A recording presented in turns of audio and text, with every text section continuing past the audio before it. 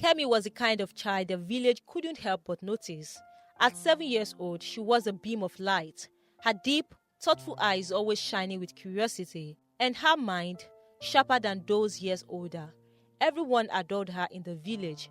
In school, she was not only a quick learner, but the brightest in her class, topping her exams with ease.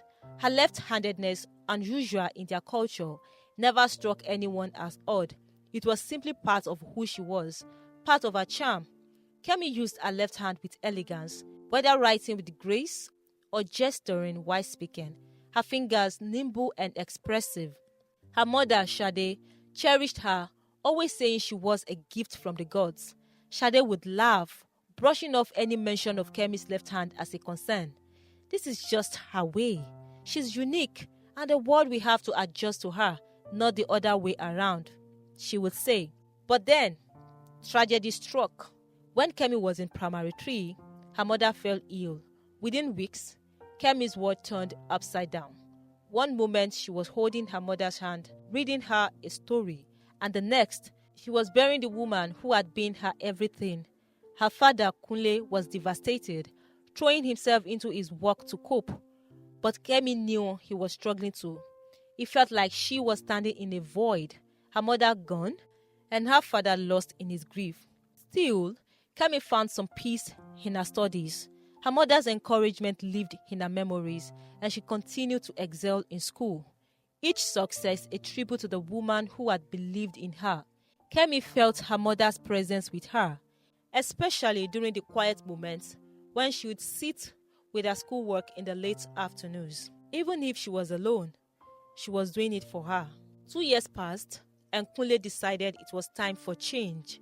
He believed that Kemi needed a mother's guidance, so he sought a new wife to bring stability and warmth back to their home. When he married Biola, he thought he had found the answer. Biola was from a nearby village, known for her charm and beauty, and she seemed to care about Kemi, cooking her favorite dishes and even making sure she had everything she needed for school. At first, Kemi dared to hope.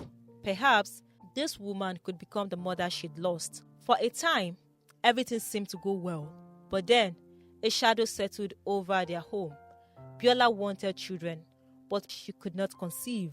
What began as a quiet sadness for Biola soon turned into bitterness, a bitterness that settled on Kemi like a dark cloud. Biola's eyes grew sharp whenever they landed on Kemi, and her once gentle words became cutting and resentful. "You," she would mutter under her breath, "you are the reason there's no children in this house. You and that cursed left hand of yours."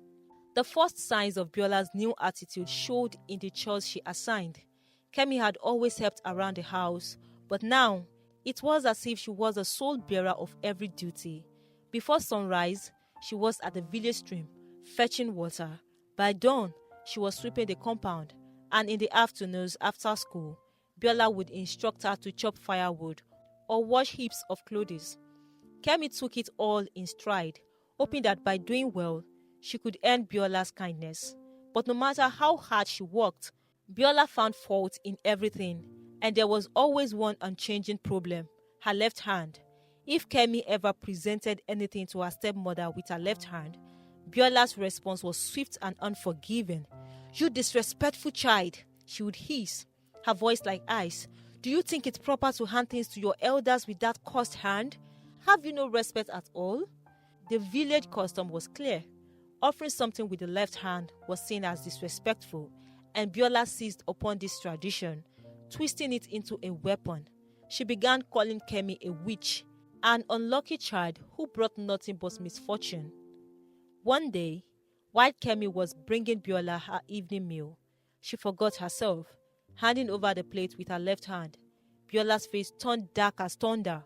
With a swift movement, she slapped Kemi, the sound echoing in the quiet house. "Is this how you will treat everyone in life? Child? With that cursed hand? Are you trying to curse me?" Kemi shrank back, tears welling up. She wanted to scream, to ask why her left hand mattered so much, but she held her tongue. Instead, she went to her father that evening, her heart heavy with hurt. But Kunle only sighed. "Kemi, Biola is your mother now. You need to respect her and do as she says. She's trying to teach you discipline. Don't disrespect her." That night, Kemi cried herself to sleep. The one person she had hoped would understand her had turned his back, leaving her to carry this strange burden alone. From that day forward, Kemi told no one about her pain. She went about her chores and studies in silence, determined to be the best she could, despite Biola's cruelty. Meanwhile, whispers began to circulate in the village. Neighbors noticed how Kemi, once bright and cheerful, had grown quiet and withdrawn. A few tried to reach out to her, but Biola was always quick to silence them. "She's a witch," Biola would say, voice laced with disdain. "Her left hand is proof enough. She brings nothing but bad luck." Some villagers, skeptical of Biola's claims, suggested that her treatment of Kemi was because she wasn't her own child. Biola was unfazed, convinced in her beliefs. The isolation deepened, and Kemi, who once had friends and support, now felt utterly alone. One day, Biola went to Kemi's school, pulling aside Miss Dupe, her teacher. "I need your help," Biola said with an air of concern that masked her true intentions. "Kemi has a bad habit of using her left hand for everything. Please, if you see her writing with her left hand, correct her. It's not appropriate, and it's hindering her growth." Miss Dupe, uncomfortable but respecting Biola's wishes, began enforcing the rule. Every time Kemi raised her left hand to answer a question in the class, Miss Fumi would gently, then later most forcefully, remind her to switch to her right. Even when writing with her left hand, she would forcefully remind her to switch to her right hand. Kemi struggled. Writing with her left hand had always come naturally, her words flowing effortlessly onto the page, but now, forced to use her right, her writing became crooked and hesitant, her confidence slipping as each day passed. After months of being forced to switch from her natural hand to her awkward right, Kemi's once bright performance began to fade. Where she had once been the top of her class, her grades now barely scraped by. Her handwriting had become clumsy, her assignment filled with corrections, and she felt the sharp sting of embarrassment as the other children outpaced her. Teachers who once praised her now sighed in disappointment as she struggled with tasks that had once been easy. Kemi's teacher watched in concern as her brilliance dulled over time. Her spark, her questions, her eagerness, they were all gone. Instead, Kemi sat in class with vacant eyes, her hands moving slowly across her workbook, her writing clumsy and crooked. Miss Dupe had always admired Kemi's potential, and now she saw her slipping away. Miss Dupe was deeply troubled. She knew Kemi was still the bright child she had always been, but something was holding her back, something she couldn't see. After observing Kemi's steady decline for weeks, she finally called her aside one afternoon, her voice gentle but firm. "Kemi, I've noticed you aren't yourself. You used to love learning. You were one of the brightest students I've ever taught. What happened? Is there something wrong?" Kemi's eyes filled with shame. She wanted to explain, but a deep-seated fear held her back. She couldn't tell anyone about the punishment or the bitter words at home, so she simply shook her head, managing to whisper, "There is nothing, ma." But Miss Dupe's worry only deepened. She began trying to help Kemi more actively in class, giving her extra guidance, but no matter what they tried, Kemi's grades didn't improve. Miss Dupe grew increasingly frustrated. She could see Kemi's potential, yet it felt like something invisible was blocking her every step. At home, Kemi's struggles only grew worse. Biola's demands and expectations had not lessened, and Kemi barely had the time or energy to study after completing her long list of chores each day.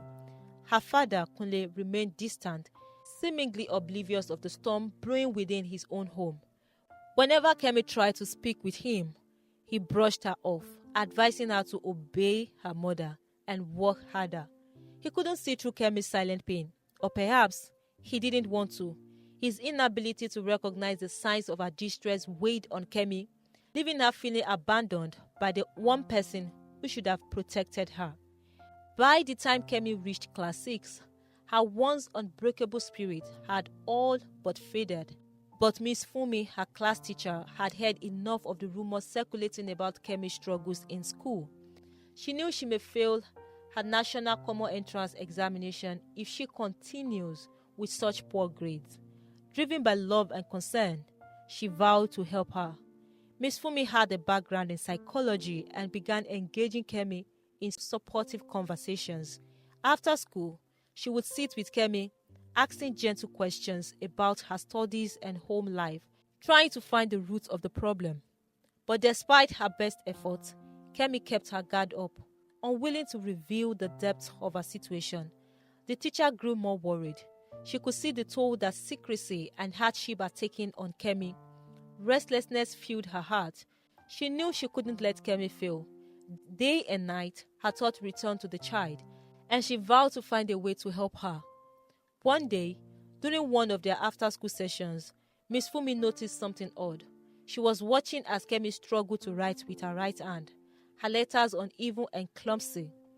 A sense of curiosity struck her, and she gently asked, "Kemi, why are you writing like this? It looks like you are just learning to write." Kemi hesitated, her heart pounding. She felt as if a door had opened, inviting her to share her secret. Yet, fear held her back. "Kemi," Miss Fumi continued softly, "I'm here to help you, not judge you. Just tell me what's going on." Kemi lowered her head, her words barely a whisper. "It's my stepmother and class teacher, ma. They said using my left hand is wrong. They made me change it, and I don't know how to write well with my right hand." Miss Fumi's heart ached. She wondered how such a simple trait could cause so much suffering. "Why does your stepmother feel this way?" She says it's a curse, that my left hand is why she can't have children," Kemi replied, her voice trembling.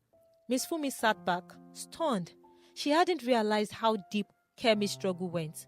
Now that she knew the truth, she understood why Kemi's progress had fallen apart. Her natural abilities were being suppressed, her spirit restrained. She knew then that she had to find a way to help Kemi reclaim her strength, secretly if need be. Miss Fumi went home that day feeling unsettled. At night, while thinking about the issue, she visited her grandfather, a man known for his wisdom and knowledge of the old ways. She poured out the story, and as she spoke, he listened with grave attention. When she finished, he was silent for a moment, then nodded thoughtfully. "My child," he said, "the mind is powerful, and the hand follows where the mind leads. Kemi's strength is in her left hand, and it must be allowed to flourish. Encourage her to use it in secret, but she must be careful. Let her switch back to the right hand, only in her stepmother's presence. With this, her strength will return." Miss Fumi considered his words carefully. "But Baba, won't it be hard for her to switch like this? She's just a child." The old man nodded. "Yes, but she can do it. And with your help, she will remember her own power." Miss Fumi thanked him and returned home, determined to implement his advice. The next day, Miss Fumi shared the plan with Kemi. "Whenever you are at school or alone, you may use your left hand," she told her. "It may feel strange, but it's where your strength lies. Only when you are around your stepmother must you use your right." Kemi looked at her, uncertain but willing to try. She wanted more than anything to succeed, to reclaim the love for learning she had once known. And so, in their secret sessions, Kemi began practicing with her left hand once again. As she wrote, it was as if a weight lifted off her shoulders. The letters flowed smoothly, her confidence growing each day. The awkwardness disappeared, replaced by a quiet joy she hadn't felt in a long time. At home, Kemi continued the act, using her right hand around Biola to avoid her wrath. But when she sat down at school, she became herself again, her left hand gliding over the page with precision and ease. As the weeks passed, Kemi's grades began to climb. Her confidence returned, her focus sharpened. She no longer felt the constant fear of failure. Instead, she was filled with a quiet determination. Her classmates began noticing her renewed spirit, and even Miss Fumi smiled proudly as she saw Kemi reclaiming her place at the top. Biola, seeing Kemi's improvement, assumed that her discipline was finally bearing fruit, blissfully unaware that Kemi's progress had nothing to do with her right hand. The day of the National Common Entrance Examination arrived, and Kemi approached it with a steady calm. She knew that she had prepared well, thanks to Miss Fumi's guidance and her own hard work. Using her left hand, she completed the exam with renewed confidence. Every answer felt natural, every thought clear. She walked out of the examination hall with a light heart, feeling as if she had finally broken free from the weight of her stepmother's control. When the result came, Kemi had passed with flying colors. Her father was stunned at her success, proud yet confused, as he had hardly been a part of her journey. Biola too was silent, though her gaze held a mixture of bitterness and surprise. Kemi had achieved what many thought impossible, overcoming barriers and reclaiming her true self. Though she knew her struggles were far from over, she looked forward to secondary school with hope and strength. Her journey had taught her resilience, and her victory over the odds filled her with a quiet resolve. She had found a way to survive in both worlds, and as she looked towards the future, she knew that no one could take her spirit from her. Will her secret ever come to light? Will her father realize the strength of the daughter he'd overlooked? And as she grows, will Kemi find the courage to reveal her true self to the world? If you enjoyed this story, I'm sure you will definitely enjoy the next one. Click to watch it now, and thanks for always watching. I'll see you in the next video. Goodbye.